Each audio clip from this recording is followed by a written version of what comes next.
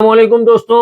ला देख लो बच्चों के अंदर उल्लन की टी शर्ट, आप बैगी ने फंकी ने पैंट लाया हो। वीडियो को जल्दी से पूरा देखो, आईडी को फॉलो करो, लाइक करो ने ज्यादा से ज्यादा शेयर करो। 16, 18, 20 की साइज हो तो भाव तुमको खबर है, अपने यहाँ 550 रुपए कितना भाव है। 550 ने भाव फिक्स है, कच नहीं करने की ने। तुम्हारे 22 से 30 साइज हो ने तो इसका भाव 650 रुपये ने भाव फिक्स है ने। सुन लो 32 से 40 साइज हो तो इसका भाव 700 से 750 रुपये है। भाव फिक्स है, भाव कोई भी हालत में 50 रुपये कम नहीं हो।